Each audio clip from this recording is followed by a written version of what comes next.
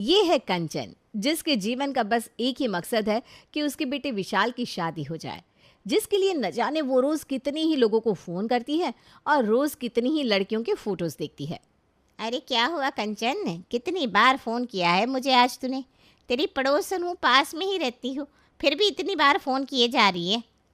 अरे तू आने का नाम नहीं ले रही थी तो मुझे इतने सारे फोन करने पड़े। अरे पर तो ऐसा क्या भूकंप आ गया जो मुझे 20 फ़ोन कर डाले तूने। सब ठीक तो है ना? अरे मुझे तो लगता है कि मैं टेंशन के मारे कहीं ऊपर ना चली जाऊं भगवान के पास। अरे रे, ऐसा क्यों कह रही है? अभी तो तेरी बहू आना भी बाकी है। अरे बस उसी की तो टेंशन है। विशाल की उम्र 30 साल की हो गई है, अभी तक कोई लड़की नहीं मिली। मेरी तो टेंशन के मारे हालत ख़राब रहती है। पता नहीं कब होगी उसकी शादी। अब कितनी जगह तो मैंने बातें चलाई है तेरे बेटे की, कहीं रिश्ता बन ही नहीं रहा। कहीं लड़की वालों को लड़की की उम्र बड़ी लग रही है, तो कहीं कुछ और वजह से बात नहीं बन रही। कावेरी, हम दोनों कितने सालों से पड़ोसी हैं। तुझे किसी भी तरह कोई भी लड़की ढूंढनी होगी मेरे विशाल के लिए, मुझे कोई भी चलेगी। मोटी, पतली, गोरी, काली, कोई भी। अच्छा, कोई भी चलेगी? पक्का? एक लड़की है मेरी नज़र में, लेकिन लेकिन क्या? मैंने कहा ना कोई भी लड़की चलेगी। मेरी बात तो सुन। वो जब बोलती है ना तो उसकी ज़बान साफ नहीं है। बाकी लड़की में कोई कमी नहीं है। अरे कोई बात नहीं, जबान शादी के बाद साफ हो जाएगी। तू मेरी बात सुन ही नहीं रही, एक बार सुन तो ले पहले। नहीं नहीं, मैंने कहा ना मुझे चलेगी कैसी भी लड़की। तो शाम को ही लड़की वालों को यहाँ बुला ले।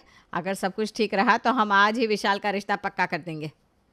ठीक है, अगर तेरी यही इच्छा है तो मैं आज ही लड़की वालों को बुला लेती हूँ। अपने बेटे विशाल के बारे में सोच सोचकर कंचन काफ़ी परेशान रहती थी। इसलिए जब आज उसे एक आशा की किरण दिखाई दी तो उसने उसे गंवाने के बजाय अपनाना ठीक समझा। कावेरी के कहने पर शाम को लड़की वाले घर आ जाते हैं। आइए आइए, बैठिए आप लोग। जी धन्यवाद। यह है मेरा बेटा, बहुत बड़ी कंपनी में काम करता है, वहाँ का मैनेजर है। पगार भी काफ़ी अच्छी है। और यह हमारा घर तो आपने देखा ही होगा। यह हमारा अपना है और काफ़ी बड़ा भी है। विशाल के पास कार भी है। ऐसे तो काफ़ी संपन्न परिवार है हमारा भाई साहब। कोई भी लड़की हमारे घर आएगी तो खुशी रहेगी। जी जी, हमने काफ़ी सुना है आपके बारे में। आपसे मिलकर काफ़ी खुशी हुई। हमारी साक्षी भी ना डबल डिग्री है, घर का सारा काम जानती है। सिलाई, बुनाई, कढ़ाई, खाना बनाना सब कुछ आता है उसे। बस उसकी ज़बान।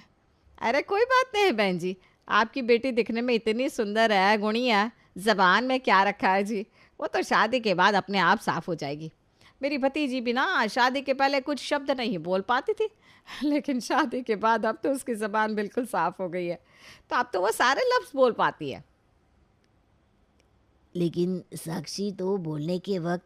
अरे कोई बात नहीं भाई साहब, कोई भी इंसान परफेक्ट नहीं होता। अरे देखिए तो सही, कितनी सहमी सहमी बैठी है आपकी बेटी।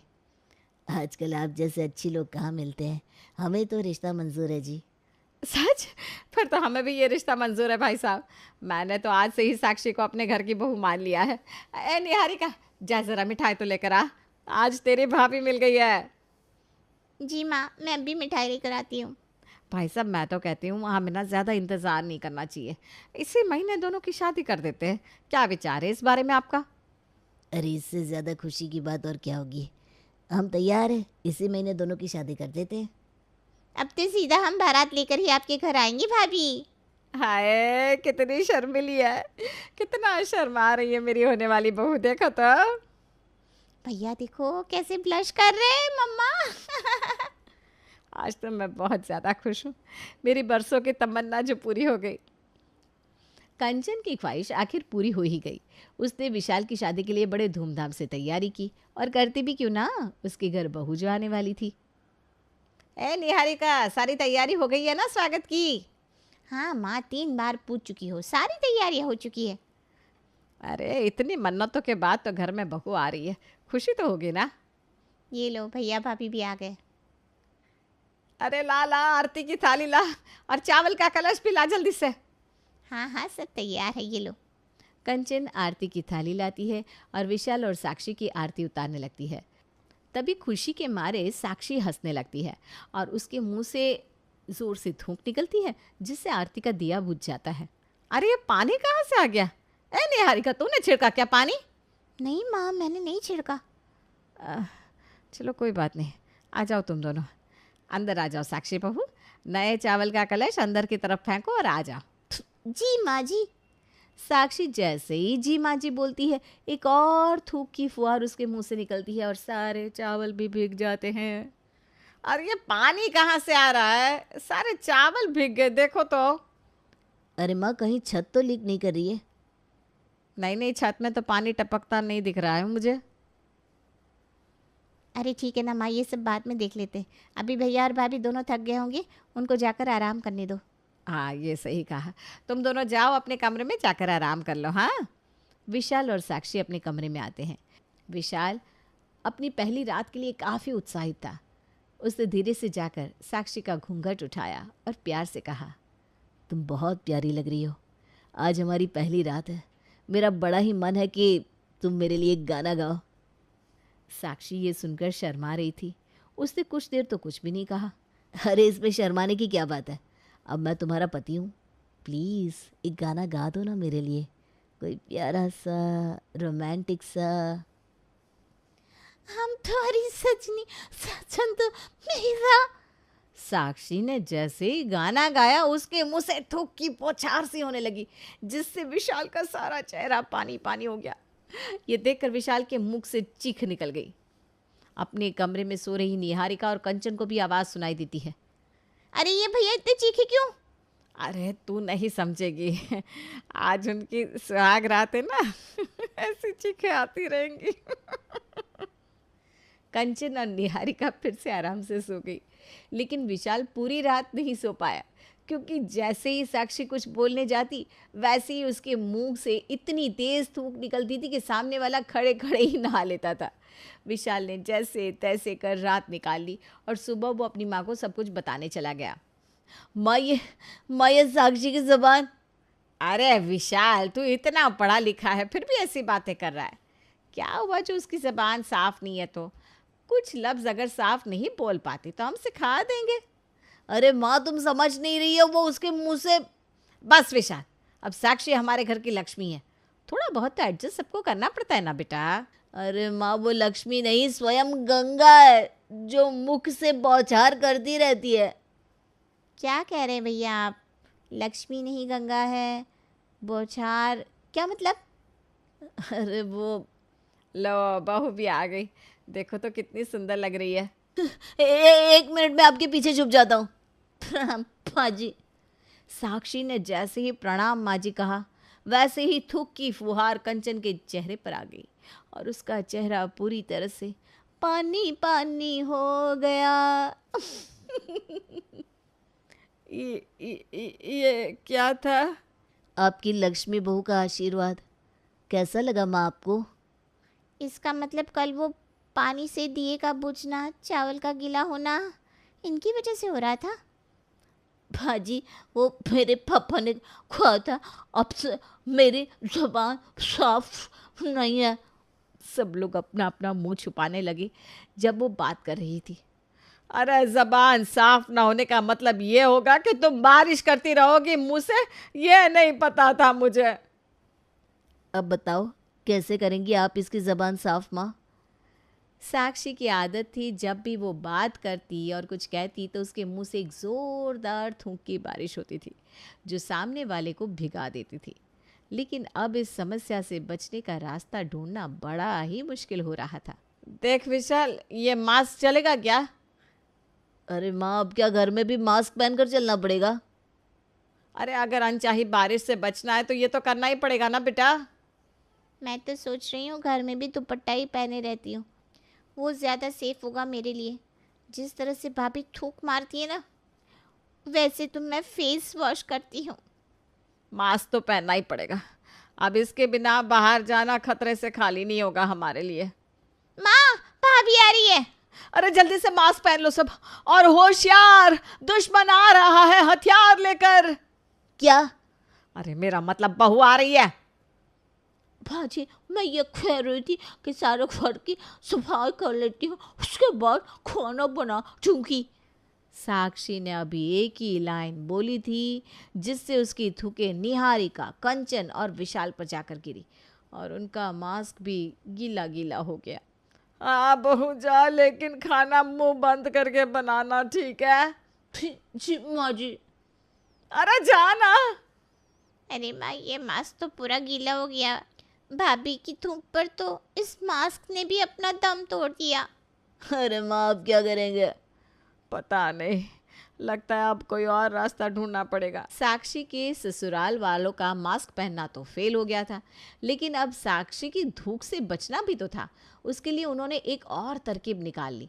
उन्होंने अपने हाथ में छोटा सा पंखा रखना शुरू कर दिया, जैसे वो जापानीज लोग अपने हाथ में रखते हैं ना। Sayonara sayonara. अब जब भी साक्षी की थूक से वार होगा, इससे बचने के लिए इस पंखे को घुमा देना। आपको लगता है ये काम करेगा माँ? अगर इसने काम नहीं किया ना तो पता नहीं हमारा क्या होगा। मैं तो कहती हूँ भाभी को अपनी थूक को बाल्टी में भरकर संभाल कर रखना चाहिए। इससे ना शहर की पानी की समस्या ज़रूर हल हो सकती है। सावधान, दुश्मन इसी और बढ़ रहा है। कंचन, विशाल और निहारिका मंकी के साथ तैयार थे साक्षी की थूक का सामना करने के लिए। साक्षी ने आकर कहा, चलिए सब लोग, खाना तैयार है। आहा, इतना कहते ही साक्षी के मुंह से निकली थूक बंदूक की गोली की तरह उनके मुंह पर जाकर पड़ गई। उनके हाथ में पकड़ा हुआ पंखा भी कुछ ना कर पाया। हाँ बहू, तुम चलो, हम सब आते हैं खाने पर। और सुनो, सबके लिए ना कुर्सी पर एक एक टॉवेल भी रख देना, ठीक है? ठीक माँ। माँ, इस पंखे ने तो कोई काम नहीं किया। अरे मेरे तो मुंह के साथ मेरी शर्ट भी गीली हो गई। अब तो एक ही रास्ता है बस। क्या माँ? कल से नहाया मत करो, बहू से बात कर लोगे तो हो जाएगा।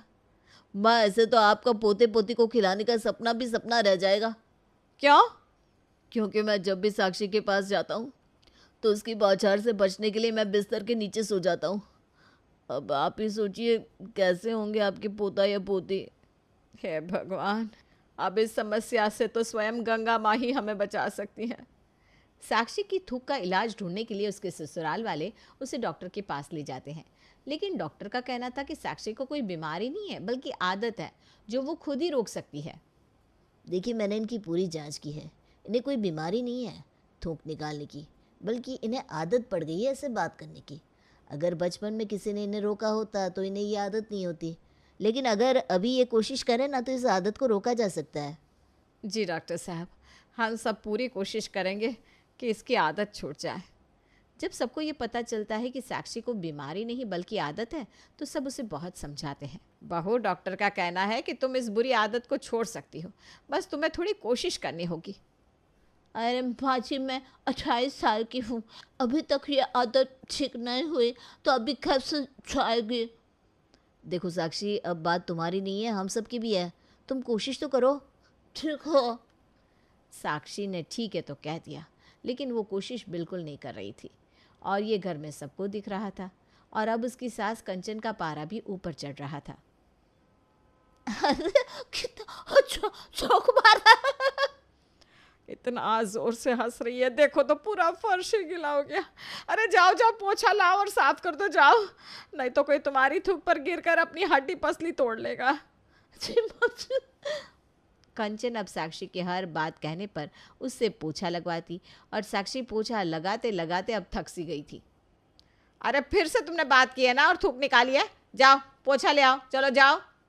लेकिन भाजी, मैंने अभी थोड़ी देर पहले पोछा लगाया। हाँ तो तुम्हारी आदत की वजह से फर्श गीला ही रहता है, इसलिए पोछा लगाना ज़रूरी है। और सुनो, रसोई में भी फिर से पोछा लगा देना, जाओ। ठीक है। अब साक्षी को बात करते वक्त यही ध्यान रहता था कि अगर उसने थूका तो उसे फिर से पोछा लगाना पड़ेगा, इसलिए अब वो ध्यान रखने लगी थी कि वो बात करते वक्त थूके ना। ना, अब मैं ध्यान से बोलूँगी जिससे मेरी थूक ज़मीन पर ना गिरे, नहीं तो माँ जी मुझसे फिर से पोछा लगवाएंगी। सुनिए, खाना खा लीजिए, मैंने आपकी पसंद की कढ़ी बनाई है। अरे वाह, आज कहाँ से सूरज निकला है? बारिश नहीं हो रही है माँ? हाँ, अब काले बादल छटते हुए दिखाई दे रहे हैं। लगता है ऐसे ही चलता रहा ना तो नए पोछे की ज़रूरत नहीं पड़ेगी। नहीं माँ जी, अब से मैं ध्यान रखूंगी कि मैं ठीक से बोलूं। मुझे ना ये पोछा नहीं लगाना बार बार। भाभी, हमें भी पसंद नहीं है कि हम घर में मास्क और दुपट्टा लेकर घूमते रहें। आप अपनी आदत ठीक कर लें तो हम भी आज़ाद हो जाएंगे। जी, मैं वादा करती हूँ, अब से मैं ध्यान रखूंगी कि मैं अच्छे से बात करूँ।